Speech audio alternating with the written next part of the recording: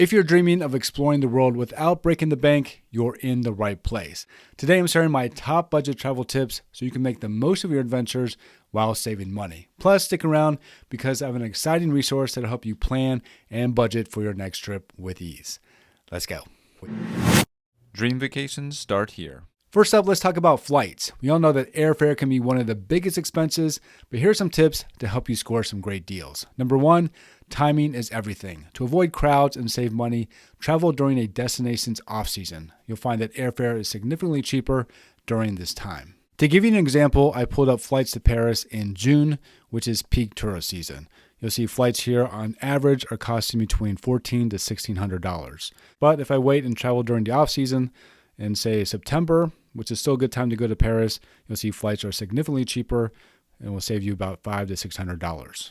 Number two, be flexible with your dates of travel. If you can fly on a Tuesday or Wednesday, those 2 days of the week are usually the cheapest days to fly on. Also, if you're willing to fly at an inconvenient time of day, such as 5 or 6 a.m. or even later in the evening, you'll usually find better pricing during those times. Number three, set price alerts. Using sites like Google Flights or Skyscanner will allow you to track changes in airfare and book when the prices drop. Number four, consider budget airlines.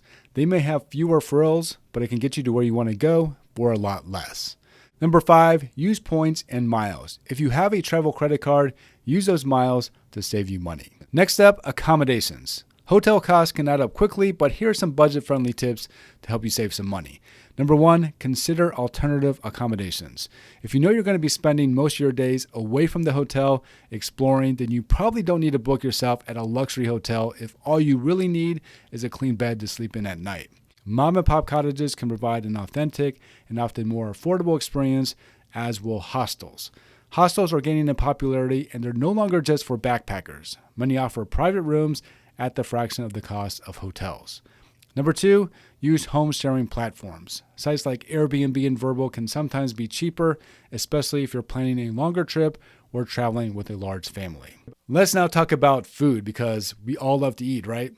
Dining out can drain your budget fast, so here's some tips to help you save on food. Number one, eat where the locals eat. Not only is local cuisine a huge part of any travel experience, but it's also a great way to save money.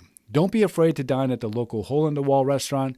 Some of the best food that I've had while traveling have been at these types of local restaurants. Number two, street food. It's delicious, it's cheap, and it's also a great way to experience local culture. Number three, grocery shopping. If you're going to be staying at an Airbnb or a hotel room that has a kitchenette, you can save money by cooking your own food instead of going out to eat. And number four, take advantage of the free breakfast. Many accommodations offer free breakfast, so be sure to fill up before heading out. Moving on to transportation. Getting around can add up, but here's some ways to cut down on these costs. Number one, use public transportation. Rather than taking a costly taxi, see if there's a bus, subway, or train to help you get to your next destination. Europe, for example, has very good public transportation, so it would be wise to take advantage of it. Number two, consider rail passes. In many destinations, rail passes can save you some money rather than buying individual tickets. So if you know you'll be using the train or subway system a lot for the destination you're in, then getting rail passes would be the way to go. Number three, walk whenever you can.